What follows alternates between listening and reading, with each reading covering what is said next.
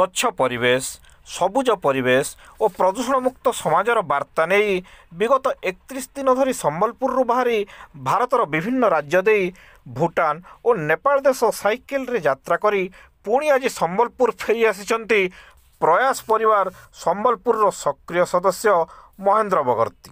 ଗତ 11 ଫେବୃଆରୀରୁ ସମ୍ବଲପୁରର ଉଦୀୟମାନ ଯୁବକ ଯେଉଁ ସ୍ୱଚ୍ଛ ପରିବେଶ, ସବୁଜ ପରିବେଶ, ପ୍ରଦୂଷଣମୁକ୍ତ ସମାଜର ବାର୍ତ୍ତା ନେଇ ସାଇକେଲ ଯାତ୍ରା ଆରମ୍ଭ କରିଥିଲେ ତାହା ଅନେକ ଲୋକଙ୍କୁ ପ୍ରଭାବିତ କରିଥିବା ସେ ପ୍ରକାଶ କରିଛନ୍ତି। 31 ଦିନରେ ସେ ନେପାଳ, ଭୁଟାନ ସାଇକେଲ ଯାତ୍ରା କରି ଆଜି ସମ୍ବଲପୁର ସମଲେଶ୍ୱରୀ ମନ୍ଦିରଠାରେ ପହଞ୍ଚିଥିଲେ।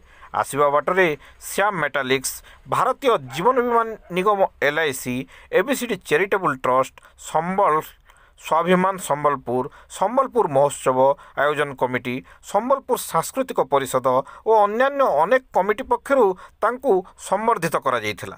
LIC ଡିଭିଜନ ଅଫିସ ସାମ୍ନାରେ ସମ୍ବଲପୁର ବ୍ରାଞ୍ଚ 1ର ବ୍ରାଞ୍ଚ ମ୍ୟାନେଜର ବିକ୍ରୟ ମାନସ ରଞ୍ଜନ ମହାରଣା, ବରିଷ୍ଠ ନିଯୁକ୍ତି ଓ ବିକାଶ ଅଧିକାରୀ ଡକ୍ଟର ସପନ Mishra, chairman club member Prashant Sahu, ବିଶିଷ୍ଟ ନାଗରିକ ଓ ଶିକ୍ଷାବିତ ଭକ୍ତପ୍ରସାଦ ନନ୍ଦ, ମଧୁସୂଦନ କର୍ଣ୍ଣ, ବୀମା ସଖୀ ସୁନୀତି ସାହୁ, ବୀମା ସଖୀ ସାବ୍ବା ଖତିଜା, ସହାୟକ କର୍ମଚାରୀ ବର୍ଷା ପଣ୍ଡା, ଅଭିକର୍ତ୍ତା ରୁକ୍ମିଣୀ ଡନସେନା ଓ ଅନ୍ୟାନ୍ୟ ବହୁ ମାନ୍ୟଗଣ୍ୟ ବ୍ୟକ୍ତିମାନେ ଅଫିସ ସମ୍ମୁଖରେ ତାଙ୍କୁ ଉପଢୌକନ, ପୁଷ୍ପମାଲ୍ୟ ଉପହାର ଭେଟି ଦେଇ ସ୍ୱାଗତ କରିଥିଲେ। ତାଙ୍କୁ ବିଭିନ୍ନ ସ୍ଥାନରେ ସମ୍ବଲପୁର ମହାନଗର ଡେପୁଟି କମିଶନର ଶଙ୍କର ପ୍ରସାଦ ସାହୁ, ସଞ୍ଜୟ ବାବୁ, ରାମଦାସ ପଣ୍ଡା, ଶିଶିର ବହିଦାର, ହାସ୍ୟ ଅଭିନେତା ଯୋଗେଶ ଜୋଜୋ, ସମ୍ବଲପୁର